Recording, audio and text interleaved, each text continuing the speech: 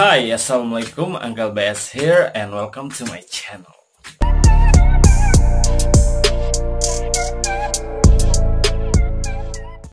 Video kali ini saya akan membahas tips ya buat kalian para job seeker, para pencari kerja, agar kalian tidak tertipu pada saat mencari kerja.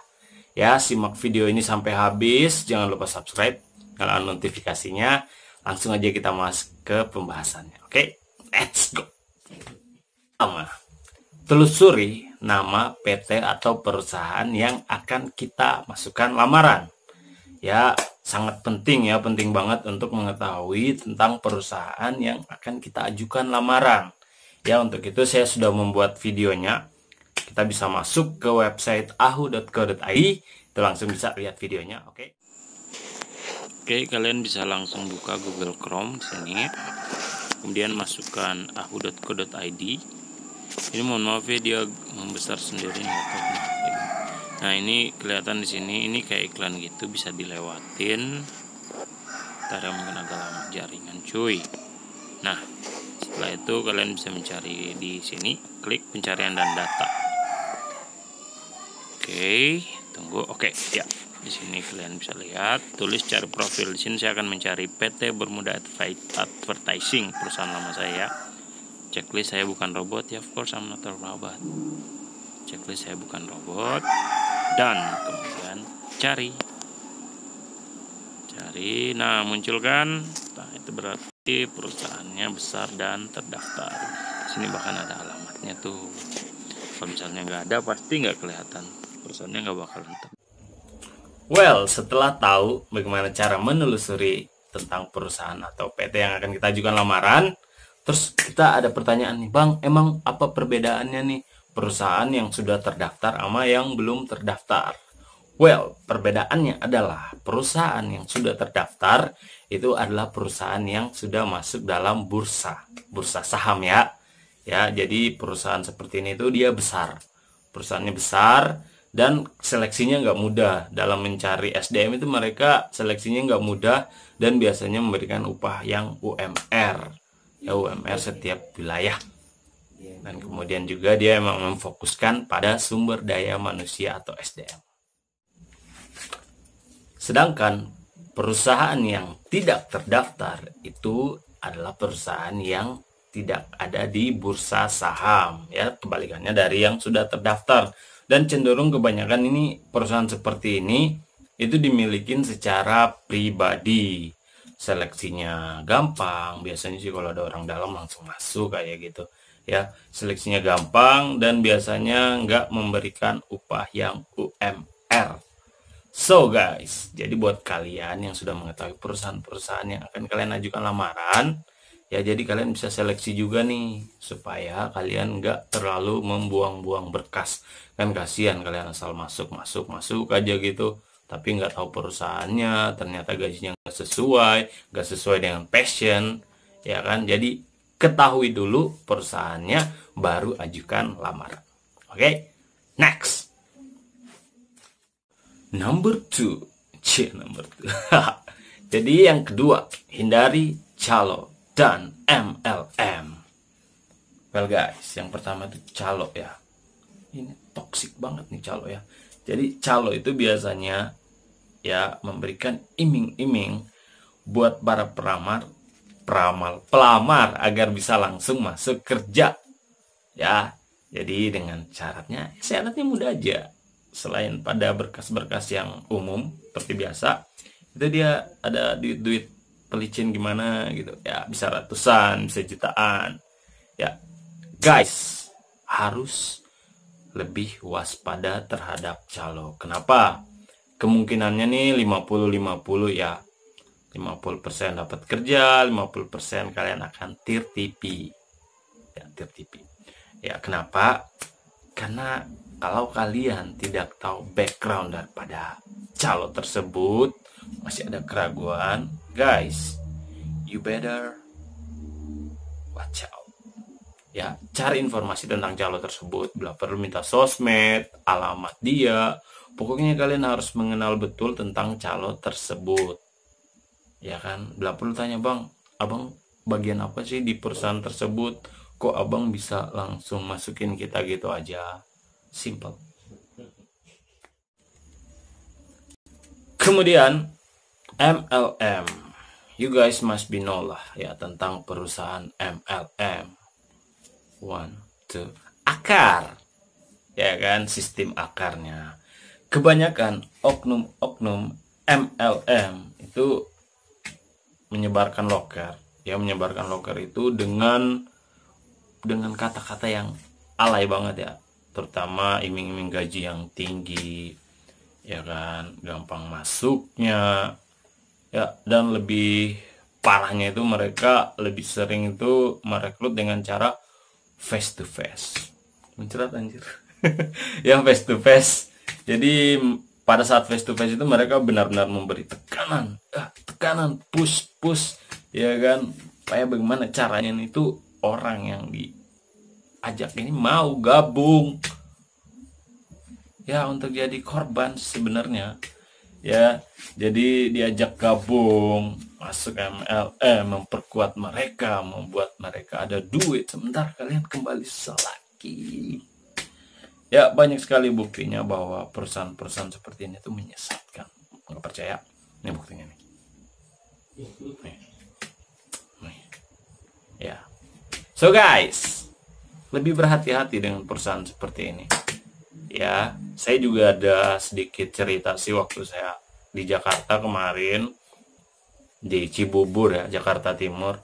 Itu kemarin saya sempat dihubungin sama orang di kampung, ya kan, dia telepon bahwasanya ada temannya yang terkena tipu daripada perusahaan seperti ini. Jadi jauh-jauh dari kampung diajak ke Jakarta, ya kan, dengan iming-iming langsung dapat kerja dengan gaji yang tinggi.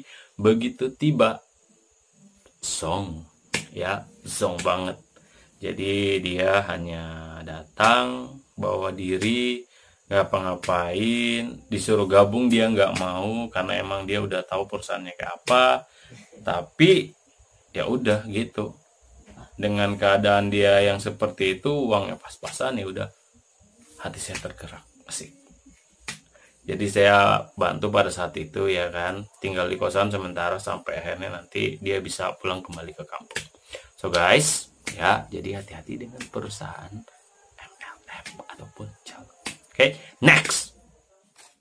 Number 3. Lebih teliti dalam membaca loker dan hindari pembayaran admin.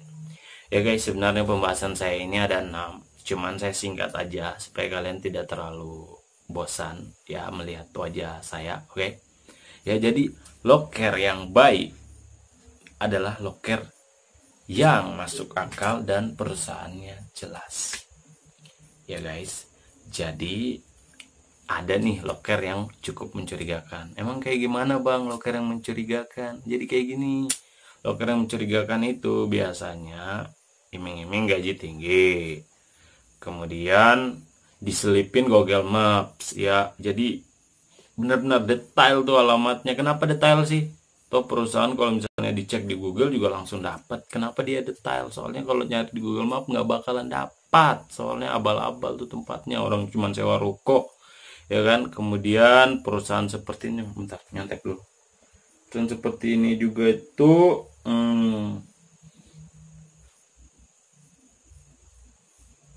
ya kayak gitu, mencurigakan, ya kan. Jadi kalau kalian dapati lowongan pekerjaan seperti ini, better watch out. Mana HRD-nya agresif lagi. Emang agresifnya kayak gimana bang? Jadi ya, HRD-nya itu suka ingetin mulu, ya kan. Jadi pada saat hari H, ya kan, diingetin, jangan lupa ya jadwalnya hari ini interview ketemu ibu ini datang ini pakai baju putih, ya kan. Pas dateng zong, dicampakan, dimintain duit admin. Mau lihat videonya kayak gimana? Lihat videonya. Sudah di bawah yang tadi pada hilang duitnya, kita disalahin jadinya. Belum, tetap hal penting di bawah. Terus kamu siap kerja kapan? Awal tahun siap nggak tanggal 3 Januari? Kita butuh cepat soalnya deh. Siap. Mau ngelamar apa data kamu? Kalau staf admin mau nggak?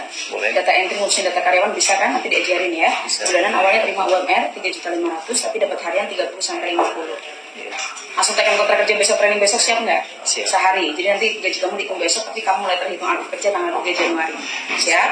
Karena kita hitungan udah libur hari Kamis. Iya. Besok kan hari Rabu.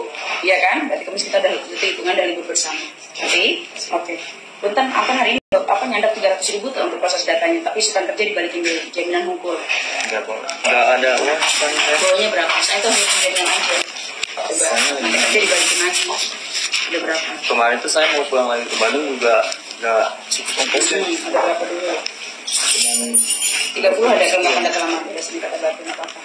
Nanti dibicarakan dengan keluarga ya, Ayah.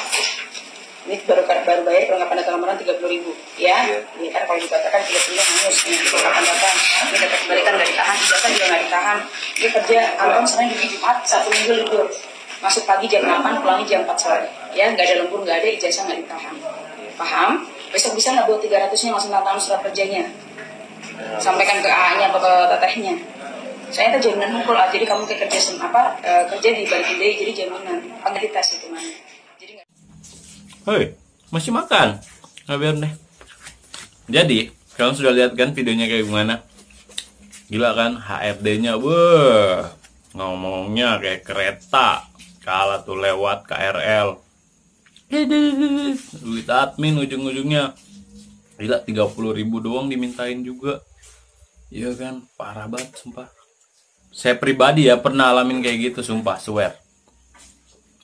Jadi saya datang nih. Ya kan, datang. Dari jauh nih, udah dipanggilin sama security-nya. Sini katanya, Dek, sini, Dek. Di sini katanya tempatnya. Gila, security-nya tuh banyak. Ada kali 5-6, mana badannya besar-besar kan. Badannya besar-besar. Garang-garang mukanya, sumpah. Begitu di interview, sama kayak gitu, kayak di video tadi. Ujung-ujungnya dimintain duit. Ya, jadi untuk ini pembayaran adminnya, kita untuk pengurusannya, kita ada duit ini 900. Bagaimana supaya bisa langsung kerja besok? Langsung aja kan saya jawab, I'm sorry, dengan gaya-gaya sok Inggris gitu. I'm sorry, I reject.